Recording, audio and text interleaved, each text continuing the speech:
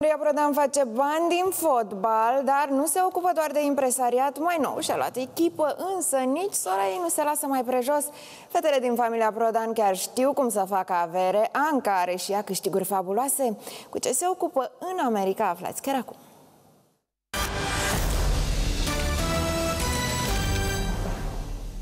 Surioară, surioară, ești floare de primăvară, ești floare de primăvară.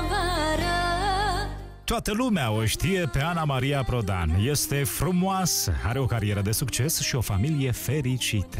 Însă puțini sunt cei care o cunosc pe sora ei mai mică, Anca. Astăzi este ziua ei, iar impresara a ținut să-i transmită și public un mesaj emoționant prin care să-i aducă aminte cât de mult o iubește. La mulți ani, cele mai perfecte, frumoase și sclipitoare surori din întreaga lume. Te iubesc, Piti! Ana și Anca au o relație specială, chiar dacă sunt departe una de cealaltă și se văd destul de rar. Cele două surori au creat o legătură foarte puternică. Sunt mereu una pentru alta și se ajută de fiecare dată, când au nevoie.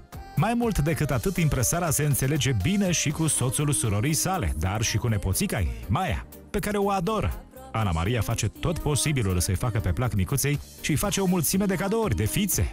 Dar nepoțica nu este singura pe care o răsfață Ana. Impresara are grijă, ca și surorii ei, să-i ofere multe cadouri. Pampanini, cum sunt? Ăștia sunt. Și eu am la fel, muli. Da, crezi că poți să merg pe ei? Ce pe da, la cât de șleam potăiești? Așa ne alintăm noi, de fiecare dată, tada, încă un cadou. În general, lucrurile care nu-mi vin mie, le dau ei. Și mă enervez foarte tare dacă nu le poartă. Și le poartă doar când vin eu. Pa-pa! Tot pentru mine nu! Ana, ca de obicei, ea are o inimă nemaipomenită. A venit cu cadouri, cu atâția pantofi. Eu mereu încerc să glumesc cu ea și spun: ce mi-ai adus pantofi care nu-ți mai vin ție. Asta sunt glume, asta este personalitatea mea, așa glumesc eu, dar eu știu că ea pune mult efort și când vine aici încearcă să-mi facă cele mai frumoase cadouri și se gândește la mine. Spune: eu vreau să fii tu cea mai frumoasă și să ai cele mai frumoase lucruri. Lucrurile nu sunt atât de importante cât prezența lor aici, dar și cadourile ei m-au impresionat și îmi plac foarte mult.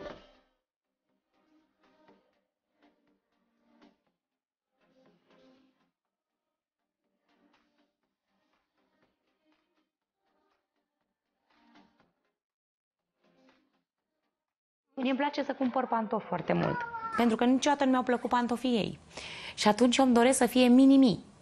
Și de fiecare dată o îmbrac sau îi cumpăr lucruri ca să arate ca mine. Îmi dau seama că nu se poate, pentru că eu sunt cea mare, dar e biluța mea, e Ancuța Biluța. Cele două au întâmpinat însă și obstacole. Viața le-a dat o lovitură groaznică în urmă cu 2 ani, când mama lor s-a stins din viață. Atunci Anca a venit de urgență în România pentru a-și conduce mama pe ultimul drum. Important este că fetele au stat unite ca două surori și chiar dacă au avut parte de o durere nemărginită, nu au clacat și au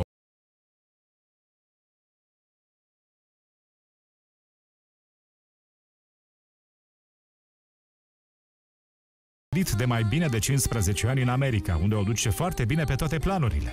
Sora impresarei are tot ce și-ar putea dori: o carieră de succes și o familie fericită. Anca s-a căsătorit cu un fost luptător de jiu-jitsu, Anthony Savelio, iar împreună au o fetiță. Aceasta nu și-a întemeiat doar o familie fericită, ci a reușit să și câștige bani cu lopata. Anca este agent imobiliar de peste 10 ani. Pe anumite site-uri de specialitate, sora Ana Mariei Prodan figurează cu peste 80 de vânzări-cumpărări de case în Nevada și California. Acest lucru ar însemna că totalul tranzacțiilor încheiate de ea este de peste 20 de milioane de dolari. Comisionul pentru agenții imobiliari este de aproximativ 5%. Astfel, Anca a câștigat $1 milion doar din comision, fără mai lua în calcul salariul și alte bonusuri.